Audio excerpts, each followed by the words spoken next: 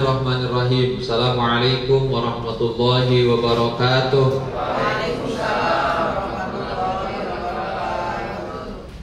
Innal hamdalillah nahmaduhu wa nasta'inuhu wa nastaghfiruh wa na'udzu billahi min shururi anfusina wa min sayyiati a'malina.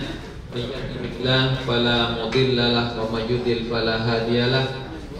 Asyhadu an la ilaha illallah wahdahu la syarikalah wa asyhadu anna Muhammadan abduhu wa rasuluhu la nabiyya ba'da. Allahumma shalli wa sallim wa barik ala hadan nabiyil karim nabiyyina Muhammad wa ala alihi wa ashabihi ajmain, amma ba'du. Ayyuhal hadirun ittaqullaha haqqa tuqatih wa la tamutunna illa wa antum muslimun. Yang sama-sama kita hormati Al Mukarram Bapak Haji Andi Batiargani dan seluruh dari manajemen NLA Group. Hadirin hadirat rahimakumullah. Alhamdulillah, puji syukur kita panjatkan kehadirat Allah atas limpahan nikmatnya yang tiada terhitung. Semoga ketika kita ingat nikmat, kita akan selalu bersyukur kepada Allah Subhanahu wa taala. Hakikat syukur adalah menjadikan hidup untuk beribadah kepada Allah Subhanahu wa taala. Kalau hidup dipakai ibadah, la azidannakum, Allah tambahkan nikmat-nikmat berikutnya kepada kita. Semoga kita menjadi ahli syukur. Amin ya rabbal alamin. Salawat teriring salam semua tercurah limpahkan kepada Nabi kita Nabi Muhammad sallallahu alaihi wasallam, kepada keluarga, para sahabatnya, dan kepada seluruh umatnya yang tetap setia beristiqomah menjalankan sunnah-sunnahnya. Mari kita awali dengan kita membacakan Sayyidul Istighfar. Siapa tahu tadi ada yang belum baca Sayyidul Istighfar. Bismillahirrahmanirrahim. Allahumma anta rabbi la ilaha illa anta khalaqtani wa ana 'abduka wa ana 'ala ahdika wa wa'dika mastata'tu a'udzu bika min syarri ma sana'tu abu'u laka bi ni'matika 'alayya wa abu'u bi dzambi faghfirli fa innahu la yaghfiru dzunuba illa anta. Siapa yang bacanya di pagi hari sesudah subuh, kalau meninggal sebelum malam hari dijamin masuk surga. Amin. Siapa yang membacanya menjelang malam sesudah sholat asar dan meninggal sebelum waktu subuh, sebelum siang, pagi, maka dijamin masuk surga. Yang membaca insya Allah mudah-mudahan masuk surga. Amin ya rabbal alamin. Maka jangan lupa setiap pagi sore kita baca Sayyidul Istighfar atau baca zikir pagi dan zikir sore. Baik, hari ini saya ditanya Pak Mahmud, Haji Mahmud, apa katanya judulnya Pak? Judulnya sudah saya sampaikannya? Ya. Ayat Al-Quran surat At-Tahrim ayat 6. A'udzubillahi minasyaitonirrajim, sama-sama. Ya ayyuhalladzina amanu qu anfusakum wa ahlikum nar. Siapa yang sudah pegang artinya? Hai orang-orang yang beriman, jagalah dirimu dan keluargamu dari siksa api neraka. Gitu ya. Ini ayat harus sering dibaca supaya kita tidak lupa. Para jemaah sekalian,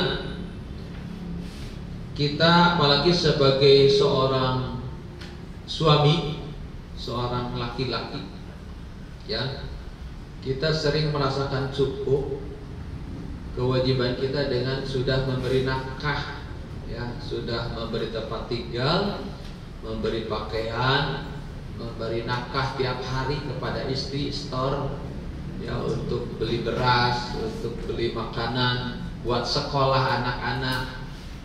Rasanya sudah cukup. Padahal tanggung jawab yang besarnya adalah qu anfusakum wa ahlikum nar. Jagalah dirimu dan keluargamu dari siksa api neraka.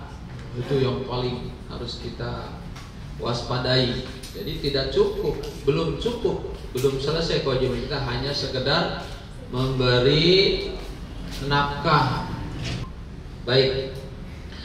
Di sini di ayat ini sudah jelas kita diingatkan bahwa qu anfusakum, hei orang yang beriman tuh, hei orang qu anfusakum, jagalah dirimu. Kalau sebelum kita jaga keluarga, jaga diri kita dulu dari api neraka. Kita nggak bakalan bisa menjaga keluarga sebelum kita menjaga diri kita dari api neraka. Apakah api neraka itu sangat bahaya? Sangat bahaya. Ya, api neraka itu sangat mengerikan. Ya, bahan bakarnya dalam ayat ini adalah waquduhan nas wal hijarah. Bahan bakarnya adalah manusia dan batu. Manusia dan batu. Bahan bakarnya manusia dan batu. Api neraka itu. Kemudian api neraka itu panasnya luar biasa, 70 kali lipat panasnya api dunia. 70 kali lipat. Ya. Ketika matahari dipanaskan mungkin dalam 50 derajat, itu kata Nabi panas neraka 70 kali lipat dengan api dunia. Kemudian disampaikan juga bahwa kedalamannya adalah, dalamnya ini suatu saat Nabi sedang duduk bersama para sahabat, tiba-tiba terdengar bunyi dentuman gitu, dung, gitu kan. Lalu orang Nabi bertanya, kira-kira kalian tahu nggak bunyi apa itu? Kata sahabat, wallah, Allah yang maha tahu, wallahu a'lam wa rasul, Allah dan Rasulnya yang tahu. Hada hajarun rumiya bihi finnar mundu sab'ina kharifan fahuwa yahwi finnaril an hatta intaha ila qa'riha. Nah, disebutkan bahwa itu katanya batu yang dicemplungkan ke neraka dan baru sampai sesudah 70 tahun. Jadi kedalamannya luar biasa. Dicemplungin batu tuh baru nyampe ke dasarnya tuh 70 tahun. Masya Allah. Naudzubillah. Kemudian para jemaah sekalian, supaya kita ada khauf. Malaikat penjaga neraka itu malaikat yang giladun syidadun, yang sangat kejam. Wah, ada senyumnya. Kalau senyum, malaikat neraka senyum. Oh, enak, ini mau boro-boro. Ketika kita meringis, merintih, mungkin malah diludahin sama malaikat. Rasain aja lu dulu ngapain aja gitu. Kemudian besarnya api neraka. Yu'ta bi jahannama yauma idzin laha sab'una alfa zamamin ma'a kulli zamamin sab'una alfa malakin yujarrunaha. Didatangkan mereka di hari itu dalam keadaan dia memiliki 70 tali kekang. Ya, setiap tali kekang dipegang oleh 70 malaikat. Jadi luar biasa. Panasnya qul naru jahannama asyaddu harra law kanu yaqahun. Katakanlah api neraka jahanam itu lebih panas, sangat panasnya jika mereka mengetahui. Ada nama makannya adalah az-zakum. Ya, az-zakum itu law anna qatratun min az-zakum kutirat fi dari dunya labsadat ala ahli dunya ma'aishahum. Fa kaifa biman yakunu ta'amah. Seandainya suatu tetes jakum menetes di dunia, niscaya akan merusak kehidupan penduduk dunia. Bagaimana kira-kira pengaruhnya bagi orang-orang yang memakannya? Jadi jakum itu disampaikan di dalam tafsir Ibnu Katsir adalah dedak minyak yang panas yang apabila dimasukkan ke dalam tubuh kita bakal merusak, memotong usus-usus kita. Ya, masya Allah. Baik para jemaah sekalian, nah kita mudah-mudahan hari ini teringatkan dengan kalau kita lalai dalam kehidupan kita, tidak takut dengan Allah dan sombong untuk tidak menundukkan pada syariat yang benar, maka Allah mengancamnya dengan siksa api neraka. Maka banyak sekali doa-doa yang di Al-Quran untuk kita menghindarkan diri dari api neraka. Di antaranya Rabbana atina fid dunya hasanah. Terus sama-sama. Ini sudah sarapan belum sebetulnya? Ya, Rabbana yang semangat. Rabbana atina fid dunya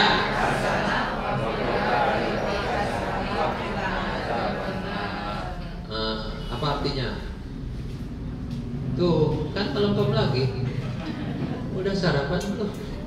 Oh belum ya, masih utuh kuenya. Ayo, apa artinya? Rabbana ya Tuhan kami, berikan kepada kami kebahagiaan di dunia dan di akhirat, dan jauhkan kami dari siksa api neraka. Tuh, itu doa ketika tawaf dibaca tiap putaran. Tuh, berarti kan penting.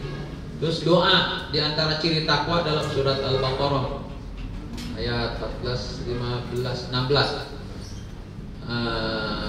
Alladzina yaquluna rabbana innana amanna faghfir lana dzunubana wa qina adzabannar. Tuh, minta, ya Allah, aku beriman kepadamu, ampunilah dosaku, lindungi aku dari siksa api neraka. Itu yang takwa tuh pasti minta perlindungan. Di dalam ibadur rahman, di dalam orang-orang yang mendapatkan kemuliaan itu juga di antara Rabbana srif anna azaba jahannam inna azabaha kana gharama innaha sa'at mustaqarra maqama. Itu dalam surat Al-Furqan surat 25.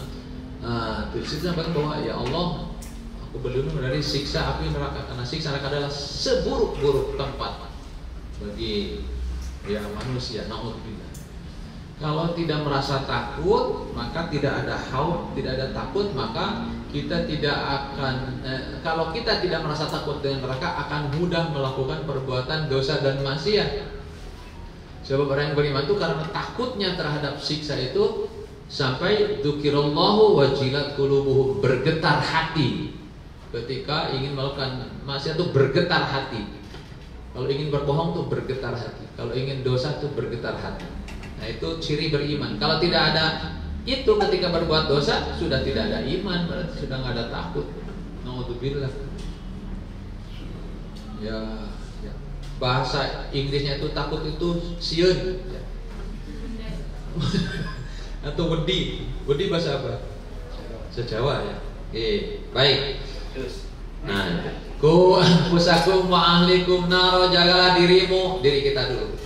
Baru istri, anak-anak kita jaga dari api neraka. Baik.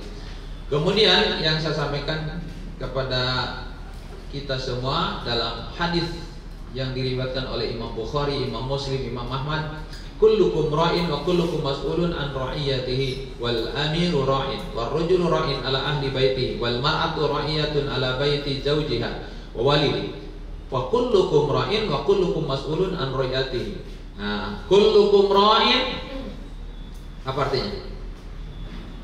Ini kan sudah pada latihan bahasa Arab. Kullukum ra'in wa kullukum mas'ulun an ra'iyatihi. Kullukum ra'in apa artinya? Setiap kita adalah pemimpin. Wa kullukum mas'ulun an ra'iyatihi, dan setiap pemimpin akan diminta tanggung jawab terhadap kepemimpinannya. Wal amiru ra'in, raja adalah pemimpin. War rajulu ra'in, laki-laki adalah pemimpin. Oh, mana yang laki-laki? Yang laki-laki mana? Ya, alhamdulillah. Ya. Ra'in ala ahli baitihi, pemimpin pada keluarganya, untuk istri dan anak-anaknya. Awas kalau ada laki-laki dipimpin wanita, kebalik gitu. Harus pakai rok mini. Nah, enggak boleh. Ya. Wal mar'atu ra'iyatun ala baiti wa zawjiha. Perempuan adalah pemimpin di rumahnya. Nah, untuk siapa? Anak-anaknya. Gitu. Kan diamanahin sama suami. Nih, jadi pemimpin di rumah, ngurus anak-anak. Ya. Kemudian fakullukum ra'in wa kullukum mas'ulun ar-ra'iyati. Setiap kalian pemimpin dan setiap kepemimpinan bakal diminta tanggung jawab di hadapan Allah. Satu itu. Ini bagi laki-laki, jangan tenang-tenang, sudah ngasih nafkah, sudah selesai. Nah, kemudian yang paling harus diwaspadai satu hadis. Salah satu qad haramallahu alaihi jannah, 3 golongan yang tidak akan masuk surga. Diharamkan masuk surga. Satu, mudminul khamar, tukang mabok. Nah, tukang teler. Kalau bahasa itu apa? Bahasa anak sekarang apa? Hah? Tukang nyabu. Ya, tukang apa lagi? Hah? Tukang bohong. tukang mabok, ya, senang minum minuman, khamar, ya, itu haram masuk surga sebelum dihabisi itu siksa dari dosa minum khamarnya. Nyapu, nyimeng, ada nyimeng tuh, nyimeng. Nah, ini kemudian wal aqu, haram masuk surga bagi yang durhaka kepada orang tua. Wah, orang tua, bayangkan tuh wajah orang tua. Kamu pernah durhaka enggak? Bapak ibu pernah durhaka? Kalau pernah, naudzubillah, diharamkan masuk surga. Harus dihisab dulu tentang apa tuh durhakanya sama orang tua. Naudzubillah. Kalau sudah membahagiakan orang tua, harus senang, puaskan orang tua, ya. Ini para suami, para bapak-bapak, karena bapak-bapak itu laki-laki adalah hak ibunya. Jangan sampai kita sudah menikah lupa sama orang tua. Nah, banyak ya, lupa sama ibunya. Kalau istrinya dibelikan baju bagus, ibunya enggak. Istrinya kasurnya empuk, ibunya kasurnya tipis, ya. Ibunya, istrinya, anak-anaknya, rumahnya nyaman sekali, ibunya rumahnya masih bocor. Nah, hati-hati. Wadayus, nah ini yang saya ini kan. Wadayus, ada yang tahu nggak dayus? Wadayus tidak cemburu, tidak rasa cemburu. Ayo coba. Nah, tidak ada kecemburuan dikala penghuni rumahnya bermaksiat di rumahnya. Walaupun dia rajin ibadah, rajin ke masjid, tapi anak dan istrinya dibiarkan bermaksiat.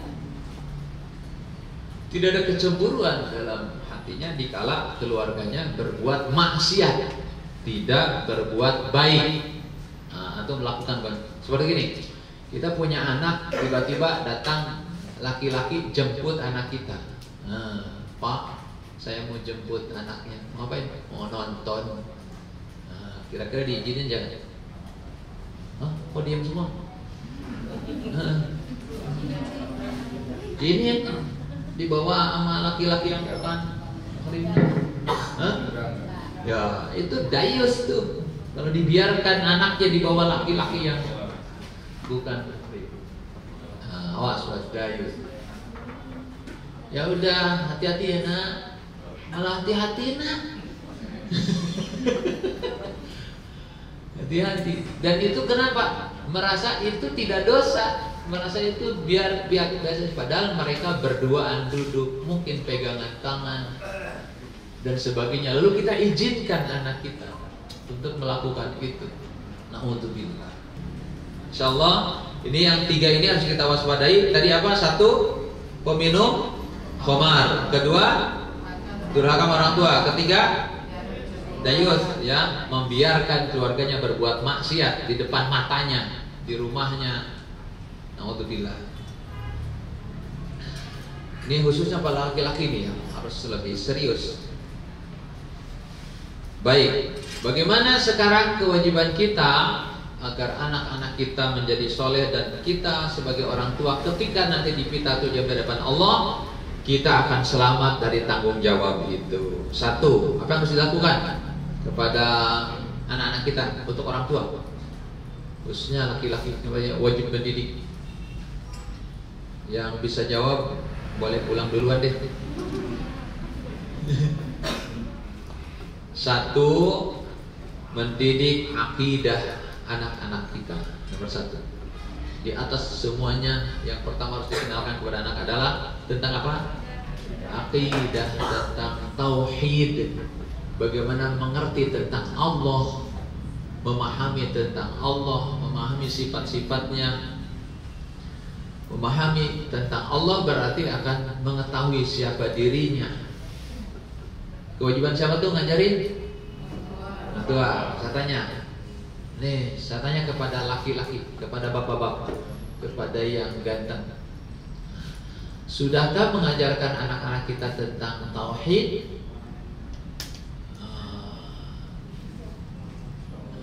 Sudah? Kapan itu diajarkannya? Kalau tidak kan ini pasti masalah di akhirat gitu. Ya, saya sendiri, saya menyibukkan diri dengan hal-hal yang rasanya sudah cukup untuk anak-anak kita itu, dengan ngasih uang, ngasih makan, nyekolahin, rasanya sudah cukup gitu, sudah bebas, kewajiban sudah dilakukan. Padahal kewajiban besarnya adalah mengenalkan anak kepada Allah sebagai Tuhannya. Jarang sekali. Kalau tidak ngaku dosa lah gitu. Ya, kita jarang. Ibu-ibu sering ngajarin anak tentang Allah? Hah? Sering? Ayo, Bu Nini? Sering sih, tapi paling ucapkan ya. Ya. Siapa nih yang sudah anaknya 7? Berapa? Baru berapa? Baru 2. Mau nambah lagi? Cukup? Oh, kurang. Ya, apa yang Mbak Lulu coba ajarkan ke anak tentang tauhid? Coba Mbak Lulu, apa biasanya? Yang ingat?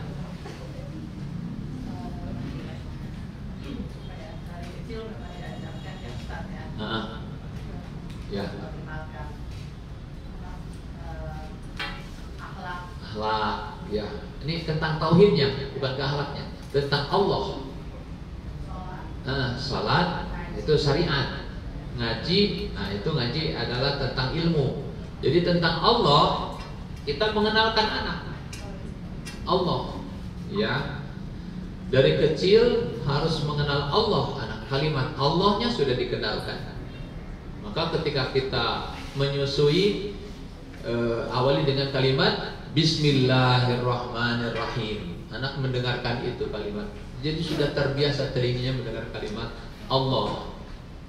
Itu anak dari sepakat sejak dari kita hamil harus dibacakannya Al-Quran gitu, agar anak mengenal Allah, kan gitu.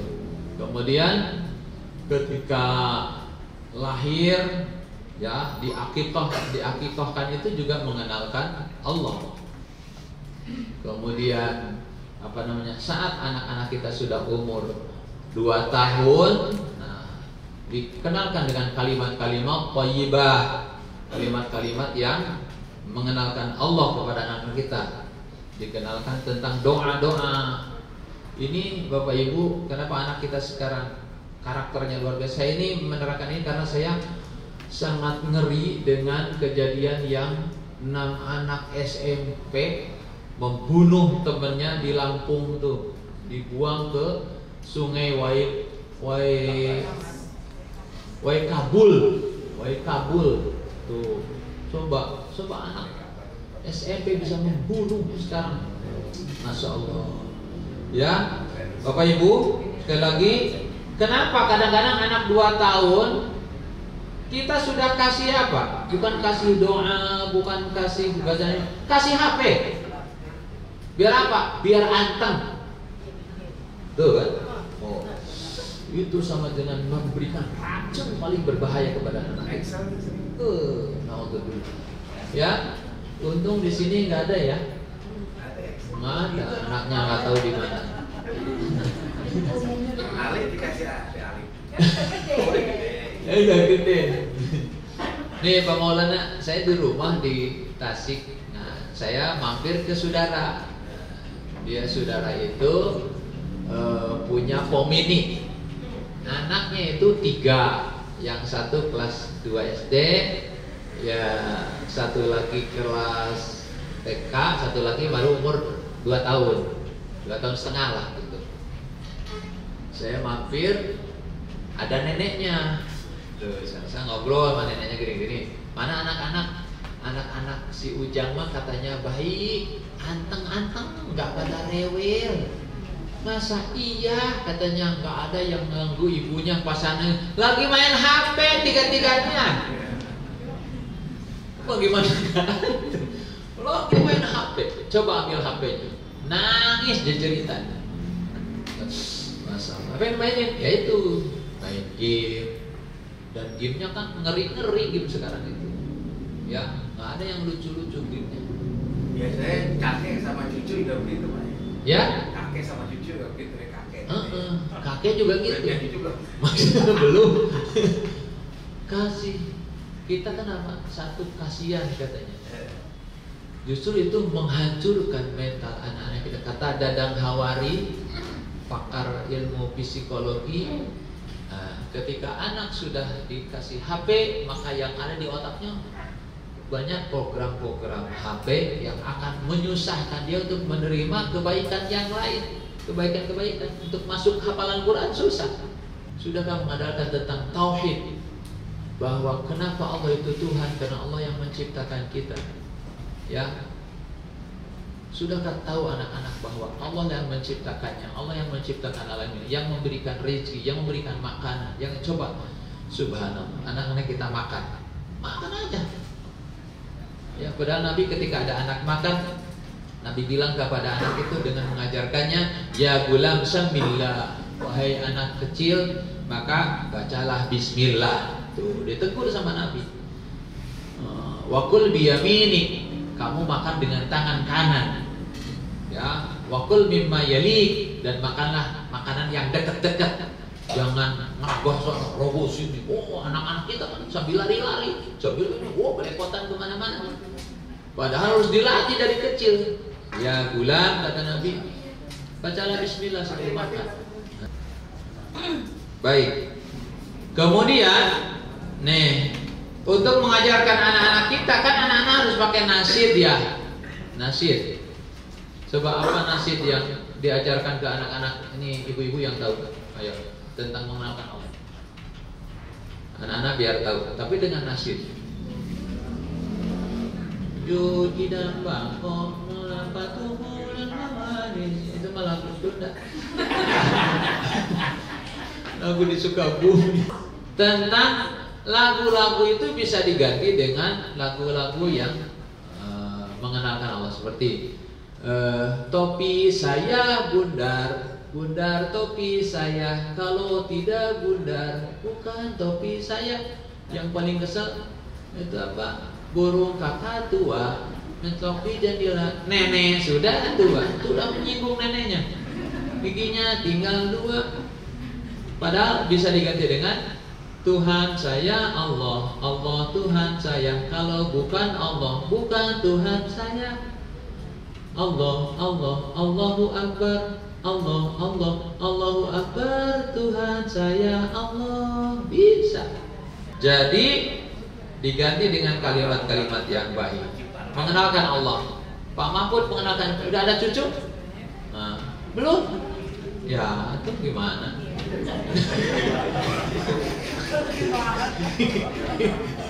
Kira udah banyak cucu.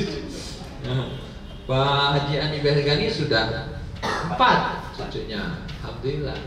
Saya belum doainnya, nggak dapat cucu. Udah gatal sama cucu. Ada anak orang tuh diambil aja. Perasaan cucu. Lalunya dimarahin sama ibunya. Itu anak saya, gitu. Bukan cucu. Nah, Allah menceritakan tentang kesuksesan Luqmanul Hakim dalam surat apa? Luqman. Ya, surat Luqman. Dari ayat 13, 14, 15, 16 sampai 19. 20. A'udzu billahi minasyaitonir rajim. Ayo. Wa idz qala Luqmanu libnihi wa huwa ya'idhuhu ya bunayya la tusyrik billah inna syirka la dzulmun 'adzim.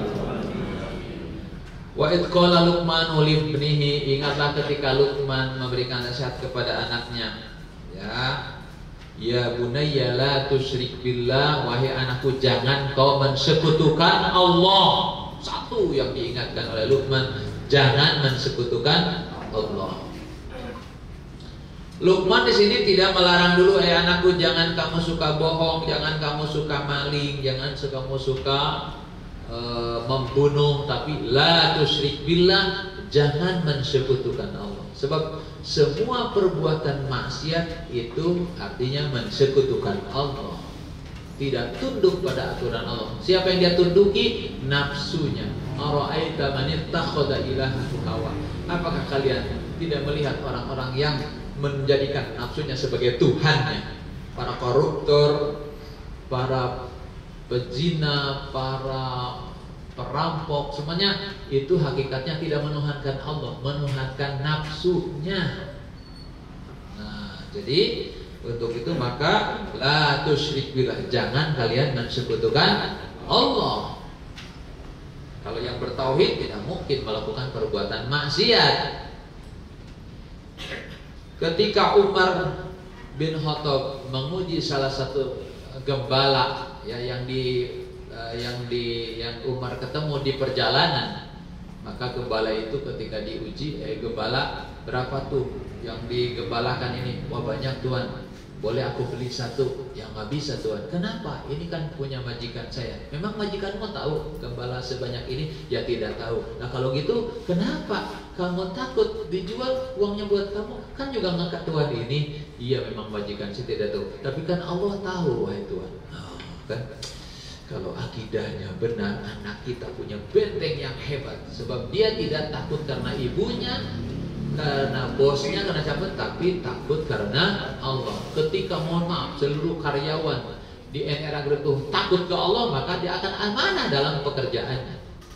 Ya akan menghitung waktunya, ya gimana kerjanya dan sebagainya.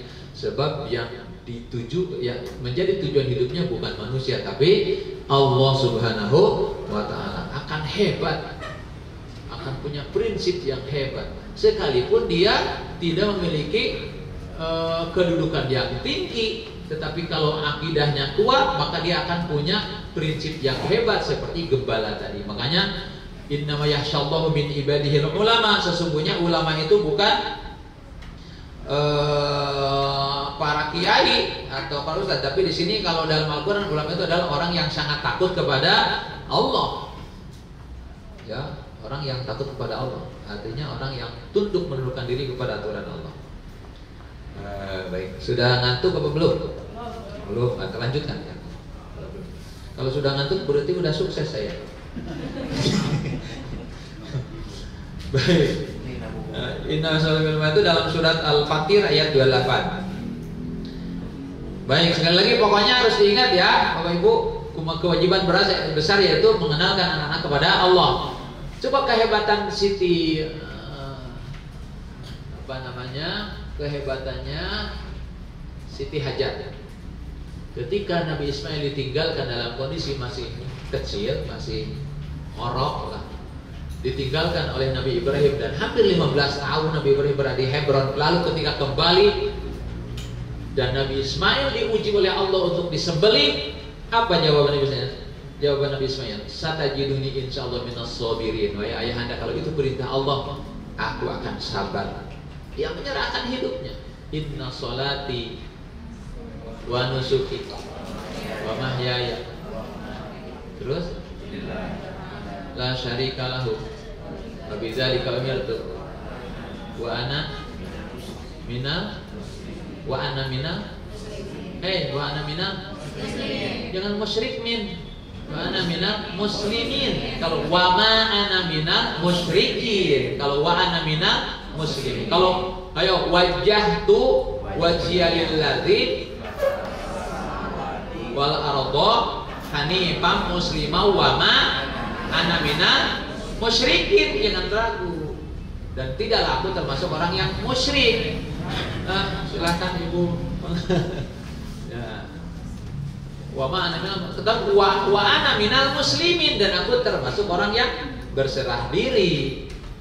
Ya, sesungguhnya wajah tuh wajah sesungguhnya, ayo, sesungguhnya, ya artinya wajah tuh wajah lilladzi fatara samawati wal ardh. Oh jadi wajah itu apa namanya? Inna sholati wa nusuki, wa sesungguhnya sholatku, ibadahku, hidupku, matiku milik Allah. Nah ini anak tuh harus sampai ke situ. Sampai harus ke situ anak kita. Sehingga ketika disuruh sholat tuh nggak harus disuruh. Karena dia sudah memposisikan dirinya sebagai hamba yang milik Allah. Kata Allah sholat, ya sholat. Ya, tapi kalau kita nggak kenalkan, maka lebih kenal dengan perintah-perintah lain. Lebih mengenal dan akan lebih mencintai hal-hal yang lain. Maka kita harus mendidik anak sampai mencintai Allah. Nah, tapi kalau kitanya juga belum sampai di situ, bagaimana kita bisa mendidik anak-anak kita tentang akidah yang benar, bertauhid yang benar. Jadi di samping bekerja, jangan lupa terus kita belajar tauhid untuk mengajari anak-anak kita supaya bertauhid yang benar. Tuh, butuh ilmu. Insyaallah. Kedua adalah memerintah mengenalkan anak tentang syariat yang benar, syariat yang benar. Bagaimana yang wajib, bagaimana yang haram, bagaimana yang makruh, bagaimana yang mubah, bagaimana yang subhat, bagaimana yang sunnah. Kita orang tuanya yang wajib, bukan guru TPA. Diantarkan ke TPA, sudah aja. Bu, anaknya sudah dididik sama sudah dimasukin ke TPA. Padahal cuma 2 jam. Udah gitu anaknya banyak lari-lariannya daripada duduknya. Ya udah gitu nggak didaftarin, nggak dititipin lagi. Anak ibu mana? Ke TPA kali katanya. Iya.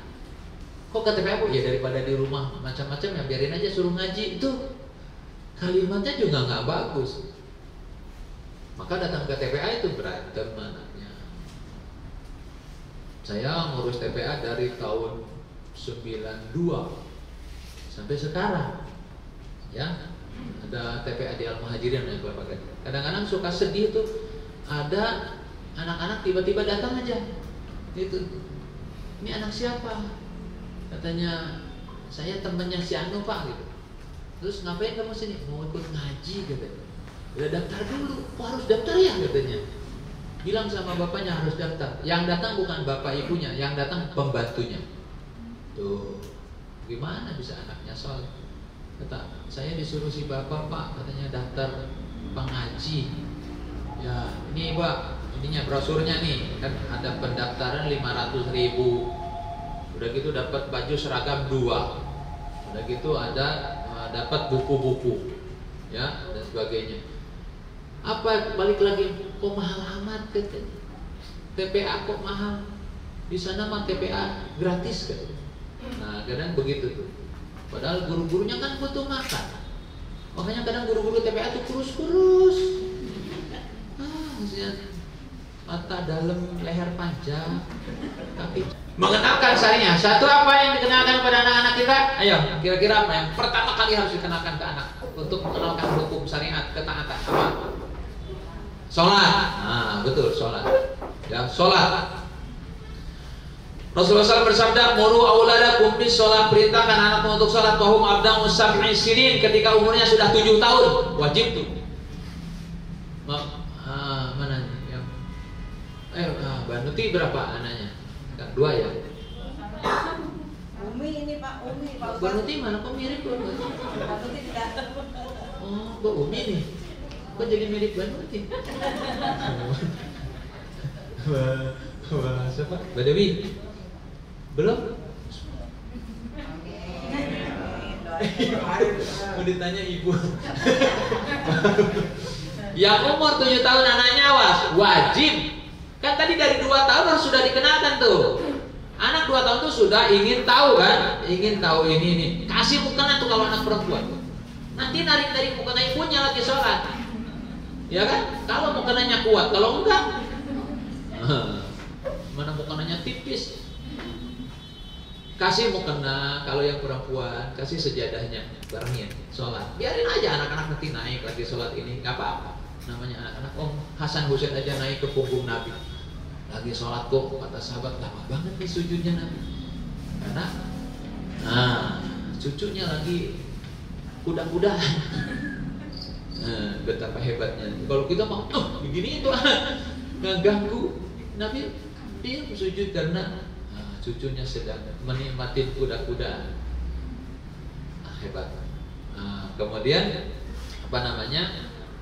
Anak laki-laki belikan juga, bikin sejadah, belikan baju, supaya kita tahu, anak tahu dari kecil bahwa ini sholat. Nah 7 tahun, makanya itu harus dari kecil, supaya 7 tahun ketika disuruh sudah tahu anak itu. Ya, anak laki-laki bawa tuh ke masjid. Ya, ini yang bapak-bapak kapan ketemu anak laki-lakinya untuk dibawa ke masjid? Kan di sini sampai jam berapa nih? Sampai jam 5 ya? Jam 5 ya kerja ya? Ya, Pak. Nah, jam 5 pulang sampai di rumah jam berapa? Isya. Oh, iya, ketemu ya. Isya ya ketemu. Iya. Sabtu Minggu, iya, bawa tuh ke masjid. Subuh, ini subuh. Ya, masjid sendiri di rumah. Ke masjid sendiri. Ke masjid sendiri, nggak bawa anak. Anaknya kan? Oh, ke masjid sendiri anak-anaknya. Ah, itu bagus tuh kalau sudah begitu. Jangan sampai anaknya ke masjid, ayahnya di rumah.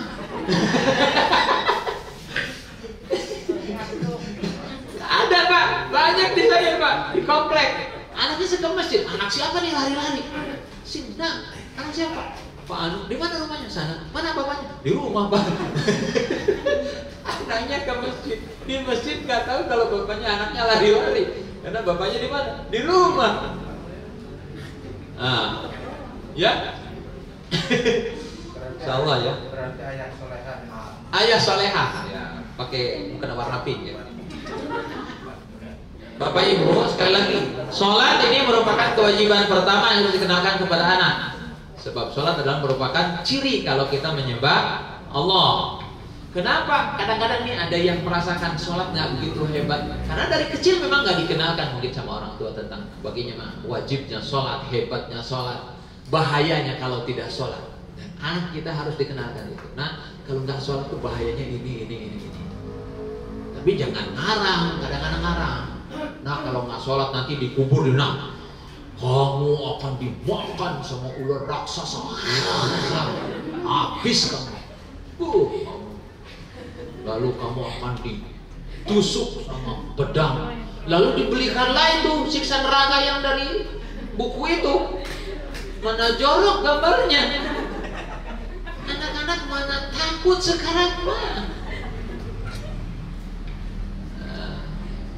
Jangan salah, harus berdasarkan Al-Quran dan Al-Hadis. Kan sudah cukup di Al-Quran. Bagaimana siksa bagi yang meninggalkan sholat. Masalakakum bis saqar. Kenapa kamu masuk neraka sakar? Qalu lam nakum minal musallin. Aku dulu tidak sholat, masuk tuh ke neraka sakar. Jangan fawailul lil musallin alladzina hum an sholatihim sahun. Melalaikan sholat aja masuk neraka. Begitu. Kenalkan neraka ini panasnya luar biasa. Lebih panas dari api dunia 70 kali lipat. Dalamnya 70 tahun kalau melemparkan batu baru sampai ke dasarnya. Luasnya luar biasa. Kamu berani nggak? Gitu. Ya, maka sholat menjadi kewajiban. Lalu sholat itu penting. Sebab kalau kita meminta kepada Allah juga harus pakai sholat. Fasta'inu bisabri wassalah. Jadikan sholat dan sabar sebagai modal untuk kita meminta kepada Allah Subhanahu wa Ta'ala. Kalau nggak sholat, mau minta kesiapan. Gitu. Jadi kenalkan ke anak sejak dini tentang bagaimana bahayanya tidak sholat. Diajaknya 7 tahun harus sudah diajak sholat, dibawa ke masjid, ya, diajarkan sholat yang benar. Ketika bicara masalah sholat, berarti Bapak Ibu wajib tahu bagaimana cara wudhu yang benar, bagaimana cara kursi di mana. Anak-anak yang sudah balik, bagaimana mereka tahu tentang mandi besar.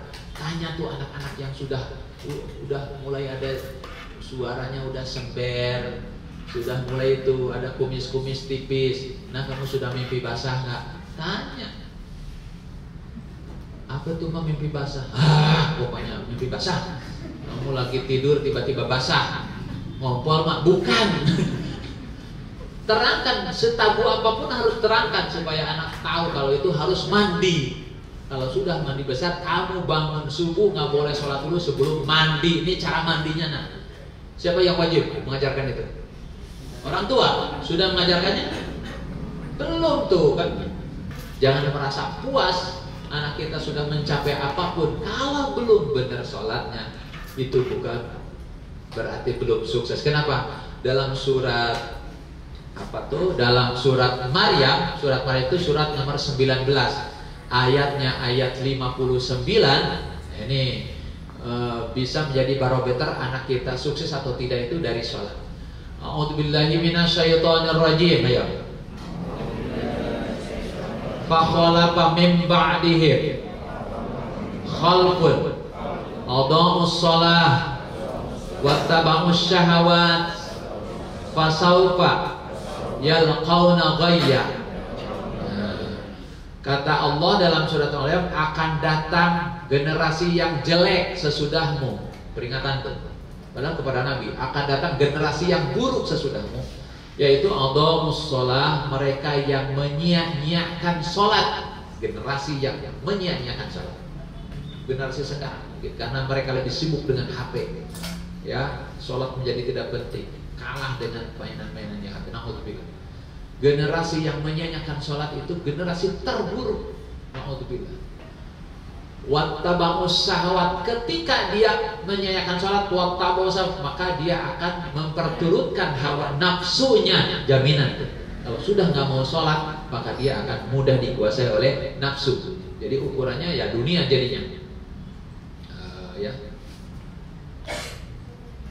Fasaufa yalqauna ghayya, maka dia akan sesat sejauh-jauhnya, akan jauh sesat, nggak diberi hidayah oleh Allah. Na'udzubillah. Ya, kalau sudah meninggalkan sholat anak-anak kita, jangan harapkan mereka akan membimbing kita saat kita sakaratul maut. Nggak mungkin. Jangan harapkan dia berdoa untuk kita. Jangan harapkan, dia nggak bakalan doa. Dan doa pun nggak diterima kalau anak-anak kita sholatnya nggak benar. Dan tadi fasta'inu bisabri wassalah, modal untuk diterima doa kan sholat. Wah, ini penting. Ya, ini penting sekali. Mohon diperhatikan ya sholat anak-anak kita. Kalau tidak maka sesat dengan sejauh-jauhnya. Kalau sholatnya rajin, ada punya benteng. Inna sholata tanha 'anil fahsya'i. Surat apa itu? Surat Al-Ankabut ayat 45. Ya, bahwa sholat itu akan mencegah manusia dari berbuat keji dan munkar. Kalau anak sudah sholatnya bagus, serius, insya Allah dia akan punya benteng dalam kehidupannya dengan sholatnya itu sendiri. Ayat 13.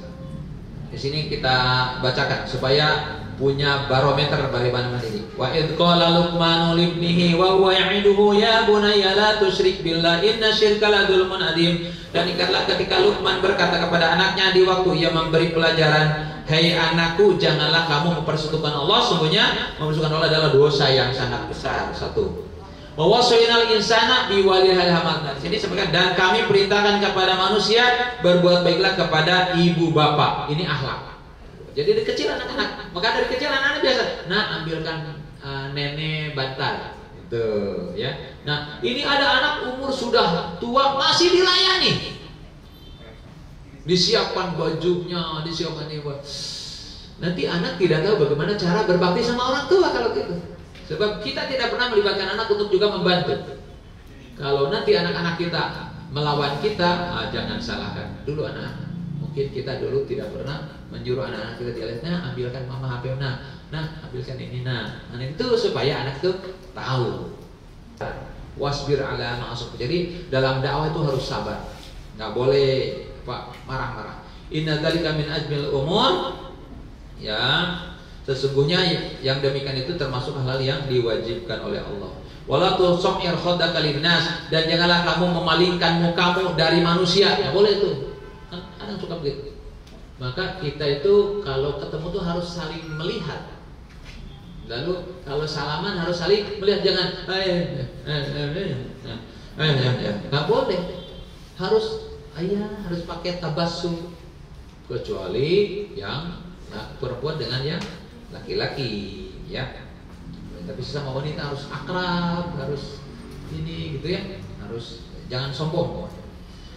Innallaha la yuhibbu kulla mukhtalin fakhur. Sungguhnya Allah tidak suka pada orang-orang yang sombong lagi suka membangga-banggakan diri. Tuh. Dan sederhanakanlah kamu dalam berjalan dan lunakanlah suaramu, sesungguhnya Allah suara yang berlana. Nah, inilah diantara cara mendidik anak-anak kita berarti dididik akidahnya supaya dia mau menundukkan diri untuk melakukan syariat dengan baik. Lalu buah dari ibadah yang baik adalah akhlakul karimah. Nanti punya anak-anak yang soleh dan solihah. Jangan berharap punya anak soleh solihah kalau anak-anak kita jauh dari agama. Susah. Sebab agama yang mengatur bagaimana hubungan orang tua dengan anaknya. Baik, satu lagi dalam Al-Quran surat Al-Zuhruf ayat 36 Allah sampaikan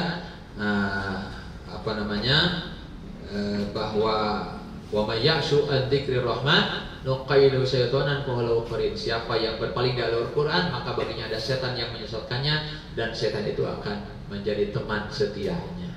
Jadi kalau anak-anak kita menjadi anak yang soleh, ajarkan Al-Qur'an, cintakan pada Al-Qur'an dan jadikan anak-anak yang mau mengamalkan Al-Qur'an. Insyaallah bahagia hidup ibu-ibu dan bapak sekalian kalau anak-anak kita menjadi anak pecinta Al-Qur'an. Amin ya rabbal alamin. Demikianlah kajian kita pada pagi ini.